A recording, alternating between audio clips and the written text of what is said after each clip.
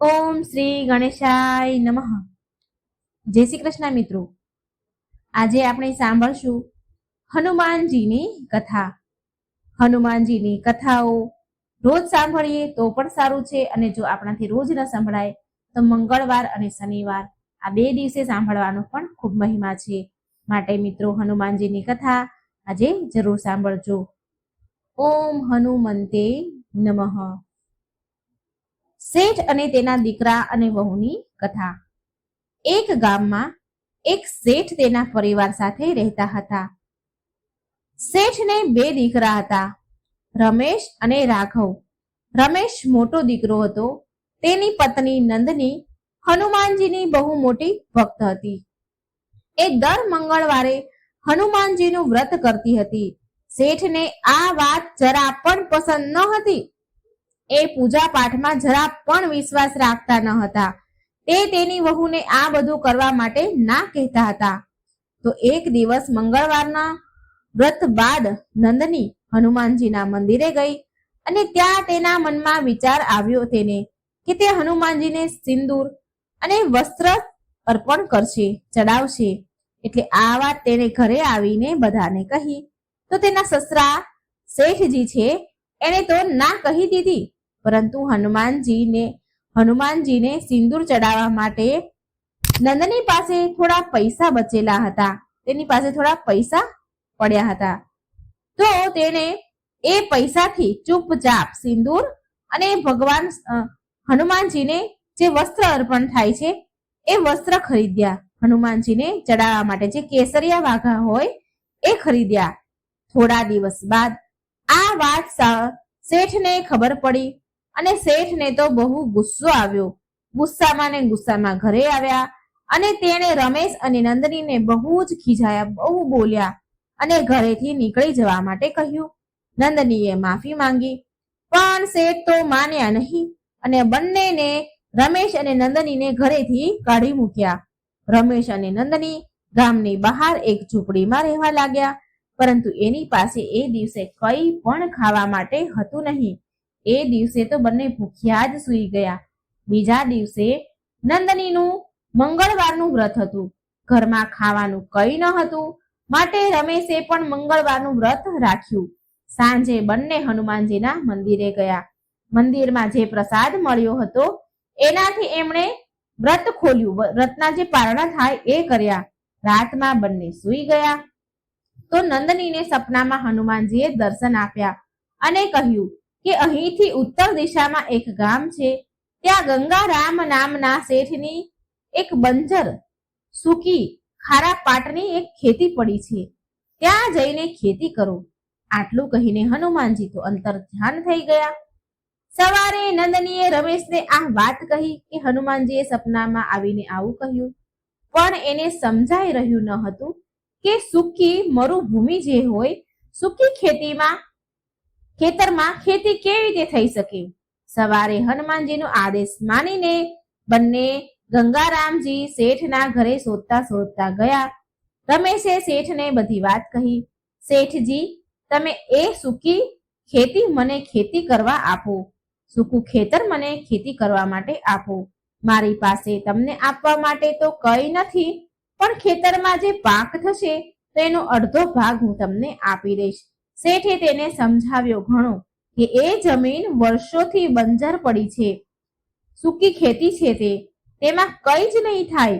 પણ રમેશના વિનંતી કરવાથી શેઠ માની ગયા. રમેશે એ દિવસથી તે ખેતર ખેડવાનું શરૂ કરી દીધું. રમેશ એ ખેતરમાં મહેનત કરવા લાગ્યો. દિવસ રાત મહેનત કરવા છતાં પણ ખેતરની જમીન ઉપજાઉ થતી ન હતી. નંદની અમુક ઘરોમાં કામ કરવા જતી હતી. સાંજે ખાવા માટે એને કંઈક મળી રહેતું હતું. જે કામ કરતી હતી ત્યાં વધુ ઘટ્યું મળી જાય, કાં થોડા પૈસા મળી જાય, એનાથી એનું ખાવાનું થઈ જતું હતું. એક દિવસ રમેશ જ્યારે ખેતરમાં હળ ચલાવતો હતો તો તેનું હળ એક જગ્યા પર અટકી ગયું, આગળ ચાલે જ નહીં. તેણે હાથથી ખોદ્યું તો તેમાંથી એક માટલી નીકળી, જેમાં સોનાના સિક્કા ભરેલા હતા. રમેશને સમજાઈ ગયું કે હનુમાનજીએ કેમ તેને આ સૂકી જમીનમાં ખેતી કરવા માટે કહ્યું. રમેશ માટલી લઈને ઘરે આવી ગયો. સાંજે રમેશ અને નંદની મંદિરે ગયા હનુમાનજીના, અને હનુમાનજીના પગમાં માથું મૂકીને બંને ખૂબ રડવા લાગ્યા. ત્યારબાદ રમેશે થોડા સિક્કા વેચ્યા અને થોડા લોકોને, મજૂરોને તેની સાથે કામ કરવા રાખી લીધા અને પૂરું ખેતર ખેડીને પછી એમાં બીજ રોપ્યા, રોપામણ કર્યું. થોડા સમય બાદ પાક તૈયાર થઈ ગયો. પાકનો અડધો ભાગ તેણે શેઠજીને આપી દીધો. ત્યારે શેઠજી બોલ્યા કે તું આ ખેતરને ખરીદી લે, તે બહુ મહેનત કરી છે. રમેશે પછી એ ખેતર ખરીદી લીધું. થોડા સમય બાદ બીજા ખેતરો પણ તેણે ખરીદી લીધા. તેને બહુ પ્રગતિ કરી, ખૂબ પૈસો કમાયો. એ જ ગામમાં તેણે બહુ મોટું મકાન બનાવ્યું અને તેમાં મોટું હનુમાનજીનું મંદિર પણ બનાવ્યું. રમેશ હવે માત્ર હિસાબ કિતાબ જોતો હતો. નોકરો ખેતરમાં કામ કરતા હતા. આ બાજુ શેઠ પર હનુમાનજીનો પ્રકોપ ઉતર્યો. શેઠના ઘરે ચોરી થઈ ગઈ. એના ખેતરો સુકાઈ ગયા, બંજર થઈ ગયા. શેઠ અને તેનો નાનો દીકરો એ જ ગામમાં આવ્યા જ્યાં રમેશ રહે છે અને રમેશ પાસે કામ માંગવા લાગ્યા. રમેશે જ્યારે એના પિતાને અને એના ભાઈને જોયા તો તે તેના પિતાના પગમાં પડી ગયો, પગે લાગ્યો. શેઠે તેને બધી જ વાત કરી. પછી રમેશે પૂરા પરિવારને તેને ત્યાં તેના ઘરે રાખી લીધા અને તેનો પૂરો પરિવાર મંગળવારનું વ્રત કરવા લાગ્યા અને હનુમાનજીની ભક્તિ કરવા લાગ્યા. હે બજરંગબલી, આવી જ રીતે તમારા ભક્તો પર તમે કૃપા વરસાવજો. હનુમાનજી અને ગરીબ બાળકની કથા. જય બજરંગબલી. મિત્રો, આજે આપણે હનુમાનજીની કૃપાની એક સાચી કહાની સાંભળશું. એક છોકરો હતો. જ્યારે એ 5 વર્ષનો હતો ત્યારે તેના પિતાનું મૃત્યુ થઈ ગયું હતું. આજે એ વાતને ઘણા વર્ષ વીતી ગયા હતા. એ છોકરો હનુમાનજીનો પરમ ભક્ત હતો અને દર મંગળવારે તેની મા સાથે હનુમાનજીના મંદિરે જતો હતો. અચાનક તેની માતાની રાત્રે તબિયત બગડી ગઈ. એની મા દર્દથી બીમારીમાં તડપી રહી હતી અને એ છોકરાથી એની માની પીડા આવી દશા જોવાતી ન હતી.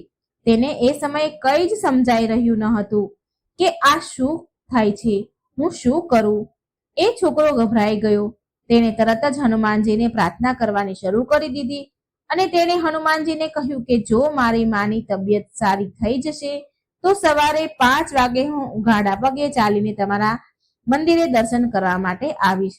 પ્રાર્થના કર્યા બાદ ચમત્કાર રૂપથી જોયું કે તેની માને થોડું સારું લાગવા લાગ્યું, આરામ મળ્યો અને તેને ઊંઘ પણ આવી ગઈ.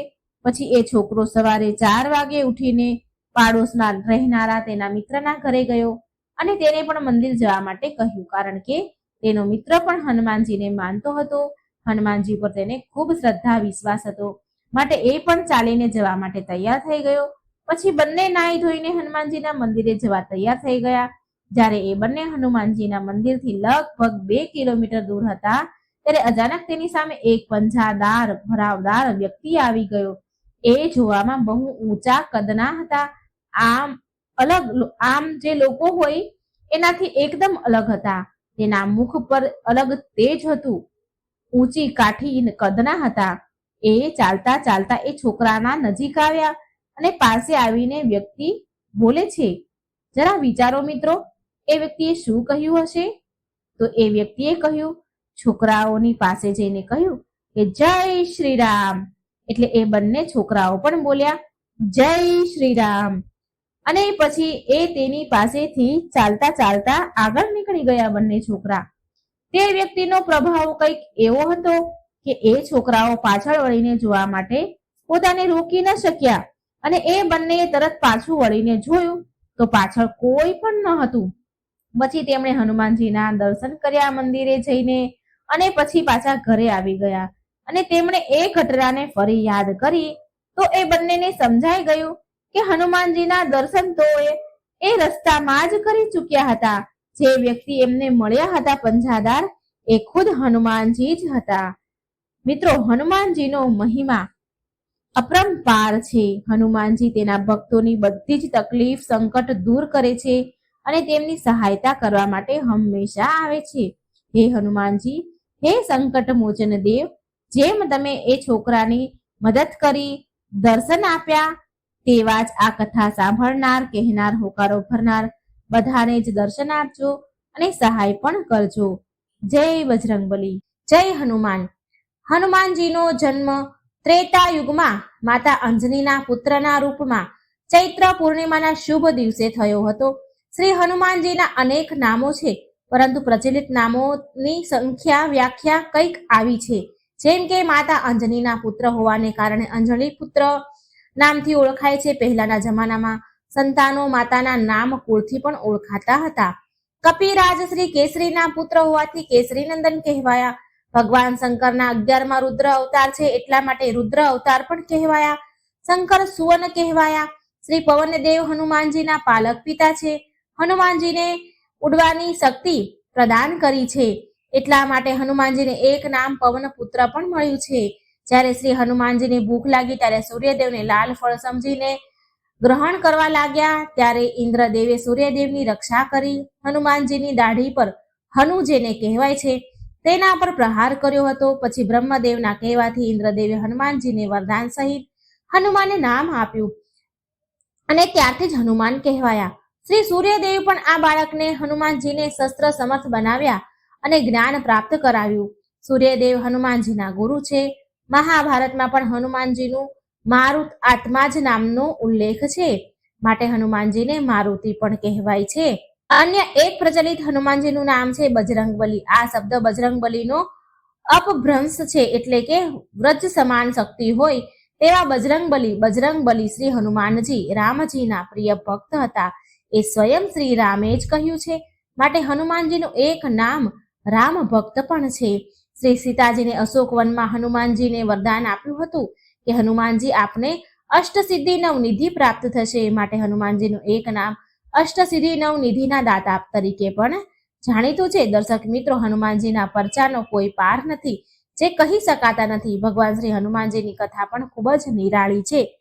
તો ચાલો મિત્રો, આપણે સાંભળીએ હનુમાનજીના પાવનકારી કથા, શ્રી હનુમાનજીના જન્મની કથા. બોલો સંકટ મોચન હનુમાન મહારાજની જય.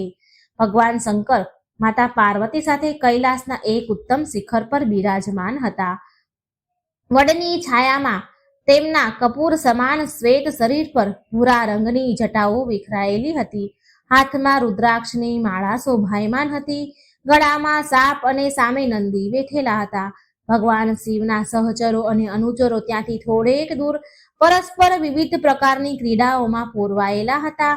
ભગવાન શિવના મસ્તક ઉપર ચંદ્રમા ખૂબ જ સુંદર લાગે છે અને ગંગાજીની અમૃતમય ધારાઓ રહેવાને કારણે ત્રીજા નેત્રની વિષમ જ્વાળા શાંત હતી. લલાટ પરથી ભસ્મ અત્યંત શોભાયમાન જણાતી હતી. એકાએક રામ રામ કહેતા ભગવાન શિવ પોતાની સમાધિનો ભંગ કર્યો. માતા પાર્વતીએ જોયું કે ભગવાન મહાદેવ એક અપૂર્વ ભાવથી તેમની તરફ જોઈ રહ્યા છે. પાર્વતી માતા ભોલેનાથ સામે ઊભા થઈ ગયા અને હાથ જોડીને કહેવા લાગ્યા, હે ભગવાન, આ સમયે હું તમારી શું સેવા કરું? શું તમે મને કંઈ કહેવા માંગો છો? ત્યારે ભગવાન ભોળાનાથ કહે છે કે પ્રિયે, આજે મારા મનમાં એક ઘણો જ શુભ સંકલ્પ થઈ રહ્યો છે.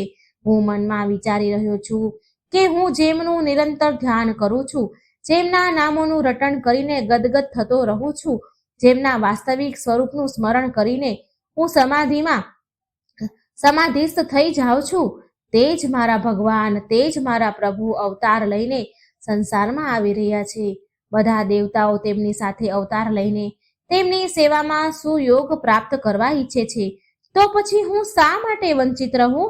પણ ત્યાં જવા માંગુ છું હું પણ, અને મારા પ્રભુની સેવા કરીને યુગ યુગની ઝંખના પૂર્ણ કરવા માંગુ છું અને પોતાના જીવનને સફળ બનાવવા માંગુ છું.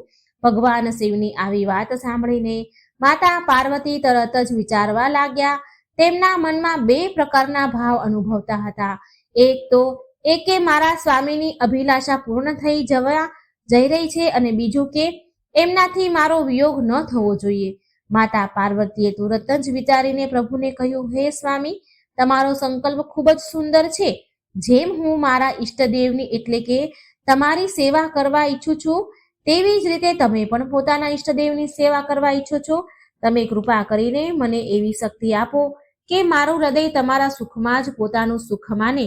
બીજી પણ એક વાત છે કે પ્રભુનો અવતાર આ વખતે રાવણના નાશ કરવા માટે થઈ રહ્યો છે. રાવણ તમારો મોટો ભક્ત છે. તેણે તો પોતાનું મસ્તક સુદ્ધા તમને ચડાવ્યું છે. આવી સ્થિતિમાં તમે તેને મારવાના કામમાં કેવી રીતે મદદ કરશો? આ સાંભળીને ભગવાન ભોલાનાથ હસવા લાગ્યા અને કહ્યું, દેવી, તમે અત્યંત ભોળા છો. આમાં વિયોગની તો કોઈ વાત જ નથી. હું એક રૂપમાં અવતાર લઈને પ્રભુની સેવા કરીશ અને બીજા રૂપમાં તમારી સાથે રહીને તેમની લીલાઓ બતાવીશ અને જે તે સમયે તેમની પાસે જઈને તેમની સ્તુતિ પ્રાર્થના કરીશ. હવે રહી તમારી બીજી વાત, તો એમાં તો જેમ રાવણ મારી ભક્તિ કરે છે તેવી જ રીતે તેણે મારા એક અંશની અવગણના પણ કરી છે. તમે તો જાણો છો કે 11 સ્વરૂપોમાં હું રહું છું. જ્યારે રાવણ પોતાના 10 મસ્તક ચડાવીને મારી પૂજા કરી હતી ત્યારે તેણે મારા એક અંશની પૂજા કર્યા વગર જ છોડી દીધું હતું. હવે હું તે જ અંશના રૂપમાં તેની વિરુદ્ધ યુદ્ધ કરી શકું છું અને મારા પ્રભુની સેવા કરી શકું છું. મેં વાયુદેવ દ્વારા અંજનીના ગર્ભથી અવતાર લેવાનો નિર્ણય કર્યો છે. હવે તો તમારા મનમાં કોઈ દુઃખ નથી ને? હે દેવી પાર્વતી, આપ પ્રસન્ન થાવ. આ સાંભળીને દેવી પાર્વતી ખૂબ જ પ્રસન્ન થયા. આ સમય દરમિયાન જે દેવરાજ ઇન્દ્રની અમરાવતીમાં એક પુંજિક સ્થલા નામની અપ્સરા હતી. એક દિવસે તેનાથી કોઈક અપરાધ થઈ ગયો, જેના કારણે તેને વાંદરી થઈને પૃથ્વી પર જન્મ લેવો પડ્યો હતો. શ્રાપ આપનાર ઋષિએ ઘણી પ્રાર્થના કરી. આપના ઋષિને ઘણી પ્રાર્થના કર્યા પછી એટલી કૃપા કરી ઋષિએ કે વાંદરી જ્યારે જેવું ઈચ્છે ત્યારે તેવું રૂપ ધારણ કરી શકે. ઈચ્છે ત્યારે વાંદરી રહે અને ઈચ્છે ત્યારે માનવ સ્ત્રી પણ બની શકે. વાનર રાજ કેસરીએ તેને પત્ની તરીકે સ્વીકાર કર્યા. તે અત્યંત સુંદર હતી અને કેસરી તેને ખૂબ જ પ્રેમ પણ કરતા હતા. એક દિવસ કેસરી અને તેની પત્ની બંને મનુષ્ય રૂપ ધારણ કરીને પોતાના રાજ્યમાં સુમેરુ પર્વતના શિખરો ઉપર વિહાર કરી રહ્યા હતા. મંદ મંદ પવન ફૂંકાઈ રહ્યો હતો. પવનની એક હળવી લહેરથી અંજનીના સાડીનો પાલવ ઉડી ગયો. અંજનાને એવું લાગ્યું કે પોતાને કોઈ સ્પર્શ કરી રહ્યું છે. તેઓ પોતાના વસ્ત્રને સંભાળતા અલગ ઊભા રહી ગયા અને ક્રોધમાં આવી બોલ્યા, આવો દુષ્ટ કોણ છે જે મારા પતિવ્રતા ધર્મને નષ્ટ કરવા ઈચ્છે છે? મારા ઈષ્ટદેવ, મારા પતિદેવ મારી સાથે વિદ્યમાન છે અને છતાં કોઈ મારા પતિવ્રતાને નષ્ટ કરવા ઈચ્છે છે. હું તેને હમણાં જ શ્રાપ આપીશ અને ભસ્મ કરી નાખીશ. પછી તો તેમને એવું લાગ્યું કે જાણે વાયુદેવ કંઈક કહી રહ્યા છે. વાયુદેવ અંજનીને કહેવા લાગ્યા, હે દેવી, મેં તમારું વ્રત નષ્ટ નથી કર્યું. હે દેવી, તમને એક એવો પુત્ર થશે જે શક્તિમાં મારી સામે સમાન હશે. બળ અને બુદ્ધિમાં તેની કોઈ બરાબરી નહીં કરી શકે. હું તેનું રક્ષણ કરીશ. તે ભગવાનનો સેવક થશે.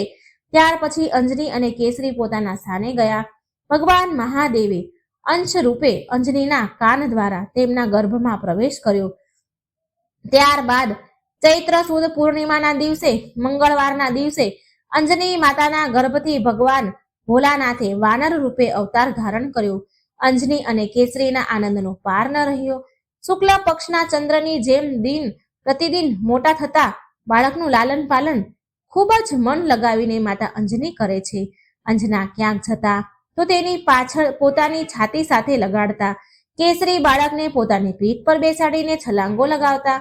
પોતાના બાળકને આનંદિત થતો જોઈને બંને પતિ પત્ની આનંદ મગ્ન થઈ જતા. આમ ભગવાન શ્રી બાલ હનુમાનજી શંકર સુવન કહેવાયા.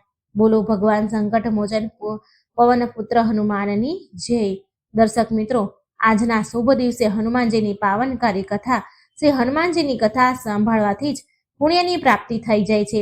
ભક્તવત્સલ ભગવાન શ્રી હનુમાનજીની કૃપાથી શ્રી રામજીની કૃપા પણ પ્રાપ્ત થાય છે. ભગવાન શ્રી રામજી સાથે હનુમાનજી આજે જે ભક્તો પૂજા આરાધના કરે છે તેમની ઉપર ભક્ત અને ભગવાન બંનેની કૃપા પ્રાપ્ત થાય છે. હવે આપણે ભગવાન રામ સાથે જોડાયેલ પવનપુત્ર હનુમાનજીની કથા સાંભળીશું. તમામ ભક્તોને વિનંતી છે કે આ કથાને અંત સુધી ધ્યાનથી સાંભળજો, જેથી પવનપુત્ર હનુમાનજી કૃપા આપણા ઉપર વરસાવે. બોલો પવનપુત્ર હનુમાનજીની જય. એક વારની વાત છે. દ્વારિકા નગરીમાં ભગવાન શ્રી કૃષ્ણ પોતાની રાણી રૂકમણી અને સત્યભામા સાથે વાતચીત કરી રહ્યા હતા. ત્યારે રૂકમણી ભગવાન શ્રી કૃષ્ણને કહે છે કે પ્રભુ, મારે એક પ્રશ્ન પૂછવો છે તમને. શ્રી કૃષ્ણ કહે છે, પ્રિય, બોલો, તમારો શું પ્રશ્ન છે? રૂકમણીજી કહે છે કે પ્રભુ, દરેક વિવાહિત સ્ત્રી પોતાની શેથામાં સિંદૂર લગાવે છે. તેના રૂપ અને શોભાનું મહત્વ વધારે છે, પરંતુ તેના પાછળનો સાચો અર્થ શું છે એ હું જાણવા માંગુ છું. ત્યારે ભગવાન કહેવા લાગે કે આ પ્રશ્ન કોઈ સ્ત્રીને પૂછો તો વધુ સારું રહેશે. ત્યારે ભગવાન શ્રી કૃષ્ણ કહે છે, સત્યભામા કહે છે કે આ પ્રશ્ન કોઈ સ્ત્રીને પૂછીએ તો વધારે સારું રહે છે. તો ભગવાન શ્રી કૃષ્ણ કહે છે, કેમ પ્રિય, શું તમને મારા જ્ઞાન ઉપર શંકા છે? ના ના, શંકા નથી, પરંતુ જે દરરોજ સિંદૂર લગાવે છે તે પ્રેમ અને લાગણીઓનું ગહન અર્થ દર્શાવી શકે છે. શ્રી કૃષ્ણ કહે છે, તમારી વાત સાચી છે સત્યભામા, પરંતુ જે પુરુષે સિંદૂર લગાવ્યું હોય તે પણ આ ખાસ લાગણીઓ સમજી શકે છે. રૂકમણીએ પૂછ્યું, આવો કયો પુરુષ સિંદૂર લગાવે છે? પ્રભુ, ત્યારે શ્રી કૃષ્ણ કહે છે કે શ્રી રામ ભક્ત હનુમાન. રૂકમણી કહે છે, પ્રભુ, પરંતુ હનુમાનજી તો બાલ બ્રહ્મચારી છે, તો પછી તેમને સિંદૂર સાથે શું લાગણી હોઈ શકે? પ્રભુ, આ કેવી અજાયબ ગૂઢ રહસ્ય છે. ત્યારે ભગવાન કૃષ્ણ કહે છે કે દેવી, શ્રી રામ અને માતા સીતાના વનવાસ પૂર્ણ થયા પછી તેઓ અયોધ્યામાં પાછા આવ્યા. એક દિવસ માતા સીતા શ્રૃંગાર કરી રહ્યા હતા, ત્યારે હનુમાનજી તેમની પાસે બેસી તેમને જોઈ રહ્યા હતા. માતા સીતાને પૂછ્યું હનુમાનજીએ કે કેમ તમે મારી પાસે બેઠેલા છો? માતા સીતા કહે છે કે હનુમાનજી, તમે અહીં કેમ બેઠા છો મારી પાસે? સામાન્ય રીતે તો તમારું ધ્યાન શ્રી રામના ચરણોમાં જ હોય છે. શું તમે કોઈ પ્રશ્નમાં મૂંઝાયા છો? હનુમાનજી કહે છે, હા માતા, હું એક દુવિધામાં ફસાઈ ગયો છું. મેં જોયું છે કે દરેક વ્યક્તિ પ્રભુ શ્રી રામને પ્રસન્ન કરવા માટે ભેટ આપે છે, પણ હું તમને શું ભેટ આપું જે તમને પ્રસન્ન કરે? માતા સીતાએ જવાબ આપ્યો, પુત્ર, પ્રભુ શ્રી રામને કોઈ વસ્તુમાં મોહ નથી. તેઓ માટે સંસારની દરેક વસ્તુ સમાન છે. તેમને સર્વ વસ્તુઓ પ્રસન્ન કરી શકે છે. હનુમાનજી પૂછે છે, માતા, તમે આ સિંદૂર શા માટે લગાવો છો? માતા કહે, આ સુહાગણની નિશાની છે. હું શ્રી રામની લાંબી આયુષ્યની કામના કરી સિંદૂર લગાવું છું. આથી તમારા પ્રભુ અને મારા પતિ શ્રી રામનું આયુષ્ય વધશે. હનુમાનજી આ વાત સાંભળીને કહે છે, માતા, તો સિંદૂર પ્રભુને પ્રસન્ન કરવા માટે મહત્વમ છે. હનુમાનજી માતા સીતાથી વિદાય લે છે અને થોડા સમય પછી તે પોતાના શરીર ઉપર સિંદૂર લગાવી માતા સીતાની સમક્ષ આવે છે. માતા આશ્ચર્યથી પૂછે છે કે હે પુત્ર, તમે આ શું કર્યું? હનુમાનજીએ જવાબ આપ્યો, માતા, મેં પણ મારા પ્રભુ શ્રી રામની લાંબી આયુષ્ય માટે સિંદૂર લગાવ્યું છે. હવે તેમના પર પણ કોઈ સંકટ નહીં આવી શકે. પુત્ર હનુમાન, તમે કેટલા ભોળા છો. હનુમાનજી કહે છે, માતા, હવે તો પ્રભુ શ્રી રામ મારા ઉપર જરૂર પ્રસન્ન થશે. માતા સીતાએ કહ્યું, નિશ્ચિત રૂપે. માતા સીતાની આજ્ઞા મેળવીને હનુમાનજી તે જ રૂપે શ્રી રામના દરબારમાં પહોંચ્યા. શ્રી રામ તેમના દરબારમાં વિશેષ ચર્ચા કરી રહ્યા હતા. ત્યાં જ જય શ્રી રામ કરતા કરતા હનુમાનજી તેમની સમક્ષ પહોંચ્યા. હનુમાનજીના આ રૂપને જોઈ દરબારમાં બેઠેલા લોકો હસવા લાગ્યા. એમનામાંથી એક વ્યક્તિ કહે છે કે અરે હનુમાન, આ તમે શું કરી આવ્યા છો? દરબારમાં આવતા પહેલા નાવું પણ યોગ્ય ન સમજ્યું તમે? શું આ છે? આ શું છે? સિંદૂર. હનુમાનજી બોલે છે, હા, આ મેં મારા પ્રભુ માટે લગાવ્યું છે. લોકો હસવા લાગે છે. પ્રભુ માટે પણ આ સિંદૂર? અને પ્રભુ શ્રી રામ વચ્ચે શું સંબંધ હોઈ શકે? મને લાગે છે કે હનુમાનજી ઉપર ગુલાલની બોરી પડી ગઈ છે. હવે આ જ કારણ હશે કે હનુમાનજી એવા બહાના આપી રહ્યા છે. કેમ હનુમાનજી, સાચું બોલી રહ્યા છીએ ને અમે? શ્રી રામજી હસીને કહે છે, હનુમાન, આ તમે શું કર્યું? હનુમાનજી કહે છે, પ્રભુ, આ રૂપ મેં ખાસ તમારા માટે જ ધારણ કર્યું છે. આજે હું માતા પાસે બેઠેલો હતો. તેઓ તેમની માંગમાં ચૂટકીભર સિંદૂર લગાવી રહ્યા હતા.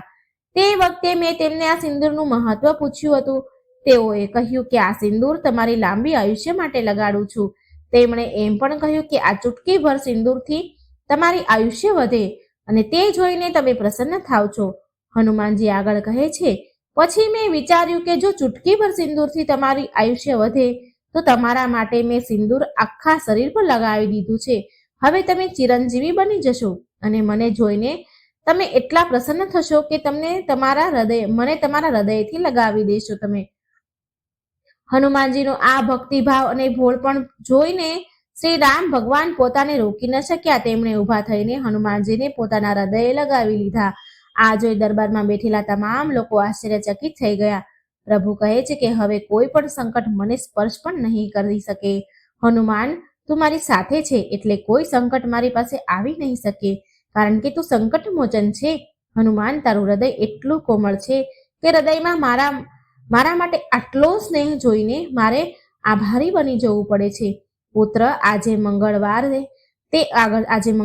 છે. મંગળવારે તે જે મારા માટે આ મંગલ કામના કરી છે તે માટે હું તને વચન આપું છું કે આગળના સમયમાં જે પણ ભક્ત મંગળવારે તારા આ સિંદૂરવાળા રૂપના દર્શન કરશે, હું તે ભક્ત માટે તેટલો જ કૃપાળુ થઈ જઈશ. ભક્તો, આ છે સિંદૂરનું મહત્વ, જેને હનુમાનજીએ પણ સારી રીતે સમજાવ્યું છે. પ્રભુ આગળ કહે છે કે એક મહત્વની વાત પણ એ છે કે વિવાહિત સ્ત્રીના માંગનું સિંદૂર એ તેના સ્વામી પ્રત્યેના સમર્પણનું પ્રતીક છે. જ્યારે હનુમાનજીએ પોતાના દેહ પર સિંદૂર લગાવી તેમના સમગ્ર ભક્તિભાવને મારા ચરણોમાં મૂક્યો છે. બોલો ભગવાન શ્રી રામચંદ્રની જય. બોલો સંકટ મોચન હનુમાનની જય. દર્શક મિત્રો, હવે આપણે બીજી કથા સાંભળીશું. એક સમયની વાત છે. હનુમાનગંજ નામનું ગામ હતું. આ ગામમાં ત્રિલોકીનાથ નામનો એક વ્યક્તિ રહેતો હતો. તેનું આ દુનિયામાં હનુમાનજી સિવાય બીજું કોઈ જ ન હતું. ત્રિલોકીનાથ હનુમાનજીના ખૂબ જ મોટા ભક્ત હતા. તે દરરોજ હનુમાનજીની પૂજા કરતા અને હનુમાનજીને પોતાના મિત્ર, પિતા અને ગુરુ એમ બધું જ માનતા. એક દિવસ કોઈએ ત્રિલોકીનાથને પૂછ્યું, અરે ત્રિલોકીનાથ, તમે આટલા વહેલા ક્યાં જાઓ છો? ત્યારે ત્રિલોકીનાથે કહ્યું, ભાઈ, હું હનુમાનજીના મંદિરમાં જઈ રહ્યો છું. તેમની પૂજા કરીને જ હું દિવસની શરૂઆત કરું છું. સારી વાત છે, ચાલો તો પછી પૂજા કરીએ. આવો, પછી મળીશું. એમ કહેતા તે જઈ રહ્યા હતા. ત્રિલોકીનાથ મંદિરે પહોંચે છે અને મંદિર સાફ કરવા માંડે છે. હે પ્રભુ, અહીં કેટલી ગંદકી છે. કોઈ આ મંદિર સાફ જ કરતું નથી. જોને, હું ન હોઉં તો આ મંદિરનું શું થશે?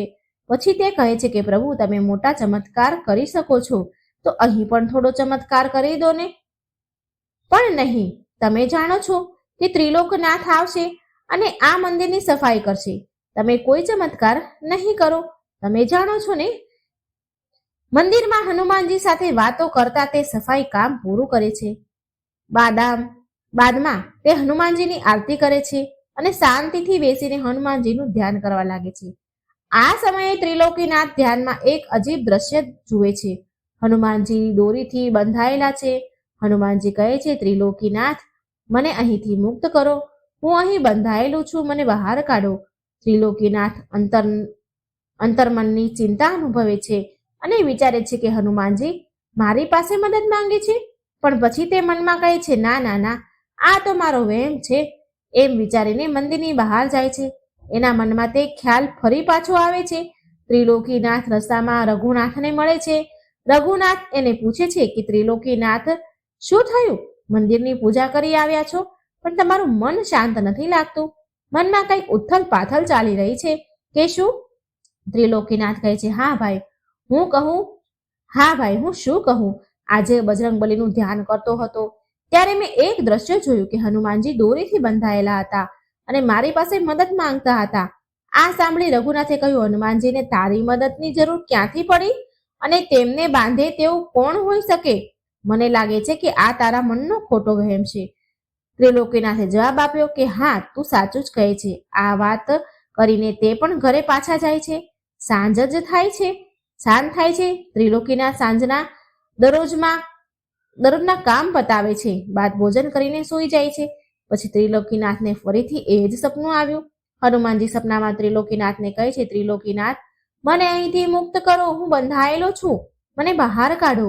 ત્રિલોકીનાથ પૂછે છે, પ્રભુ, તમે ક્યાં છો? હનુમાનજી જવાબ આપે છે, હું મંદિરની પાછળ આવેલા આંબાના વૃક્ષમાં ફસાયેલો છું. મને ત્યાંથી બહાર કાઢી મંદિરમાં સ્થાપિત કરો. અચાનક ત્રિલોકીનાથની ઊંઘ ઉડી ગઈ. એ જાગી ગયા. ત્યારે ત્રિલોકીનાથ ચિંતામાં પડી ગયા અને વિચાર કરે છે કે આ કેવું સપનું છે? કદાચ હનુમાનજી મને કંઈક સંકેત આપી રહ્યા છે. હું આ વાત પહેલા ગામના સરપંચને સમક્ષ મૂકીશ. બીજા દિવસે ત્રિલોકીનાથ ગામમાં પંચાયત બોલાવે છે. ગામના લોકો ત્યાં ભેગા થયા.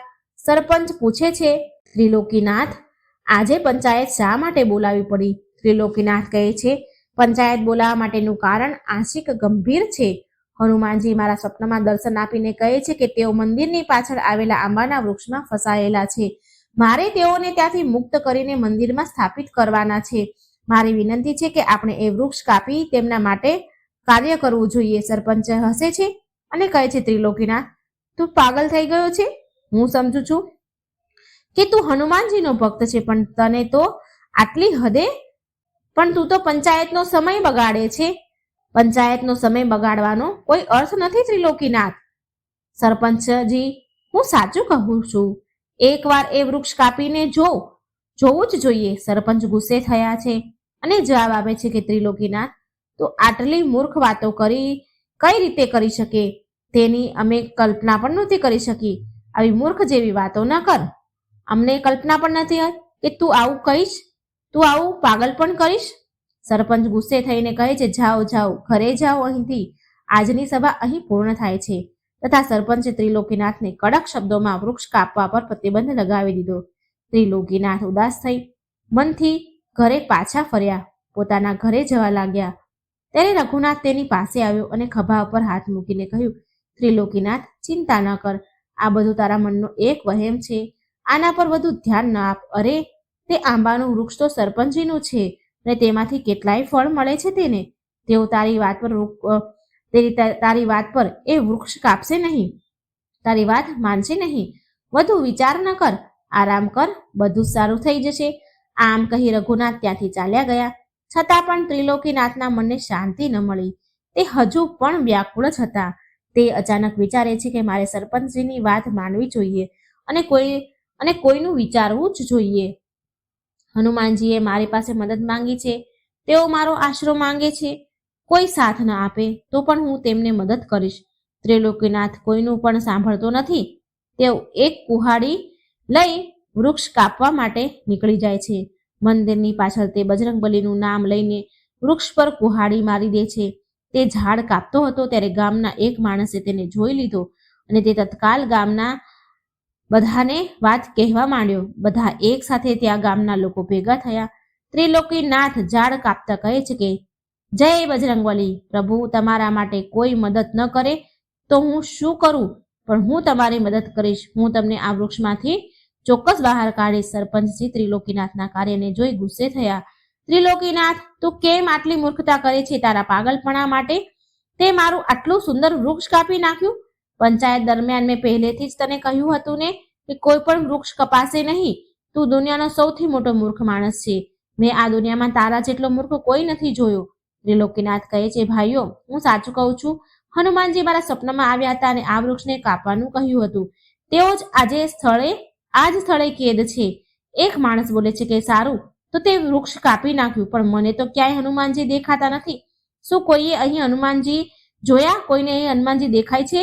સરપંચ ત્રિલોકીનાથ પર ગુસ્સો થઈને કહે છે, ત્રિલોકીનાથ, આ કાર્યને તમારે ખૂબ જ મોટી કિંમત તમારે ચૂકવવી પડશે.